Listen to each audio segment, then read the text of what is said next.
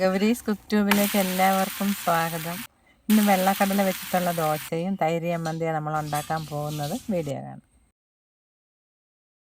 1 glass ചെറിയ വെള്ളക്കടല എടുത്തിട്ടുണ്ട്. 4-5 പ്രാവശ്യം ഒന്ന് കഴുകിയ ശേഷം 2 ഗ്ലാസ് വെള്ളം ഒഴിച്ച് കുതിർക്കാൻ വയ്ക്കാം. ഇപ്പോൾ രാത്രി ഒരു 9 മണിയൊക്കെ ആയിട്ടുണ്ട്. രാവിലെ അരയ്ക്കുന്ന മാതിരി കടല കുതിർക്കാൻ വെച്ചിട്ട് ഇപ്പോൾ 10 മണിക്കൂറായിട്ടുണ്ട്. നന്നായിട്ട് കുതിർന്നിട്ടുണ്ട്. അതൊന്ന് ഉടച്ച് കാണിക്കാം. ഇനി മിക്സിയുടെ ജാറിലിട്ടൊന്ന് അരച്ചെടുക്കുന്നുണ്ട്. ഇതിൻ്റെ കൂടെ കുറച്ച് സാധനങ്ങളും കൂടെ ചേർക്കുന്നുണ്ട്. കടല ഇളന്ന അതേ ഗ്ലാസ്സിൽ 1/4 ഗ്ലാസ് റവ എടുക്കുക. ഇതിൻ്റെ കൂടെ തന്നെ അരയ്ക്കുന്നത് 4 തണ്ട് വലിയ പാലൊക്കെ എടുത്തിട്ടുണ്ട്. അതൊന്ന് മുറിച്ച് ചേർക്കാം. മുറിച്ച് ചേർക്കുമ്പോൾ പെട്ടെന്ന് അരഞ്ഞ് കിട്ടും. ഒരു വലിയ ടൊമാറ്റോ എടുക്കുന്നുണ്ട്. അത് 4ആയിട്ട് കീറി വെച്ചിട്ടുണ്ട്.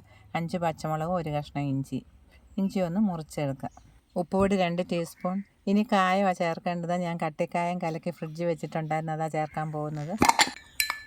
കട്ടിയിലാണ് കലക്കിയിട്ടുള്ളത്. 1 ടേബിൾ സ്പൂൺ ചേർക്കാം. ഇല്ലെങ്കിൽ പൊടിക്കായം ചേർത്താലും മതി. കടല കുതിർത്ത് വെച്ചിരുന്ന വെള്ളമാണ് ഒഴിക്കുന്നത്. നല്ലപോലെ ഒന്ന് അരച്ചെടുക്കണം. കടല കുതിർത്ത വെള്ളം ഒഴിച്ചിട്ടുണ്ടായിരുന്ന വേറെ വെള്ളമൊന്നും ഒഴിച്ചിട്ടില്ല. ബാക്കി ഇത്രയും വെള്ളമുണ്ട്. ഇത് മിക്സി ജാറിലിട്ടൊന്ന് കഴുകിയെടുക്കാം. കുറച്ചേ ഉള്ളൂ. അരച്ച ഉടനെ തന്നെ ചൂടാം. അരമണിക്കൂർ വെച്ചിരുന്നാലും കുഴപ്പമില്ല. ഈ ദോശയ്ക്ക് ഒരു ചമ്മന്തിയും കൂടെ ഉണ്ടാക്കിയിട്ട് നമുക്ക് ചുടാൻ തുടങ്ങാം. ചമ്മന്തി അരയ്ക്കാൻ 2 പിടി തേങ്ങ, 2 പച്ചമുളക്, 1 അല്ലി വെളുത്തുള്ളി, ചെറിയൊരു കഷ്ണം ഇഞ്ചി, 1/2 ടീസ്പൂൺ ഉപ്പുപൊടി. കുറച്ച് വെള്ളം ചേർത്ത് കട്ടിയിലാണ് നമ്മൾ അരയ്ക്കുന്നത്. അതുകൊണ്ട് ഒരുപാട് വെള്ളം ചേർക്കരുത്. കട്ടിയിൽ അരച്ചെടുത്തിട്ടുണ്ട്. ഇനി ഇതിലേക്ക് കുറച്ച് തൈര് ചേർക്കാം. അധികം പുളിപ്പില്ലാത്ത തൈരാണ് ചേർക്കുന്നത്. കട്ട തൈര് വേണം. ഞാനൊരു 3 ടേബിൾ സ്പൂൺ തൈര് ചേർത്തിട്ടുണ്ട്. തൈര് ഒഴിച്ചുകൊണ്ട് 1/2 ടീസ്പൂൺ ഉപ്പുപൊടിയും കൂടെ ചേർക്കാം. ഇപ്പോൾ നമ്മുടെ ചമ്മന്തി റെഡി ആയിട്ടുണ്ട്. ഇനി ദോശയ്ക്ക് ഞാൻ കുറച്ച് നല്ലെണ്ണയും നെയ്യും ഒക്കെ കൂടെ ചേർത്തിട്ടാണ് മിക്സ് ചെയ്തിട്ടാണ് ഒഴിക്കുന്നത്.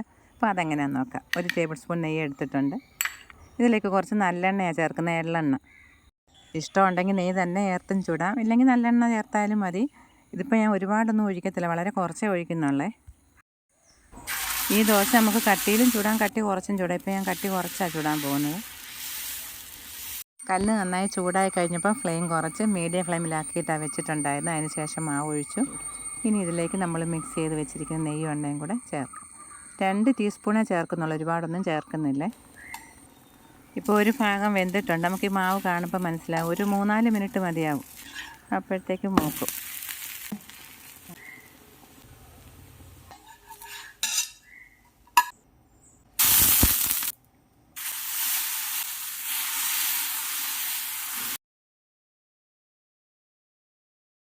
ഒരു ദോശയ്ക്ക് ഇതേപോലത്തെ 2 ടീസ്പൂൺ നെയ്യാണ് ഒഴിക്കുന്നത്. അരച്ച ഉടനെ തന്നെ ചൂടാൻ, പുളിക്കാനൊന്നും വെക്കണ്ട.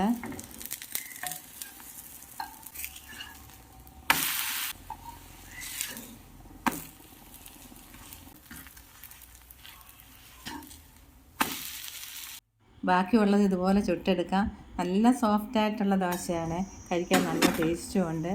ചൂടോടെ കഴിക്കണമെന്ന് മാത്രം. തണുത്ത് കഴിയുമ്പോൾ കുറച്ച് കട്ടിയാവും. ഇതുപോലെ ഉണ്ടാക്കി നോക്കിയിട്ട് അഭിപ്രായങ്ങളൊക്കെ പറയണം. വീണ്ടും കാണാം. Thank you.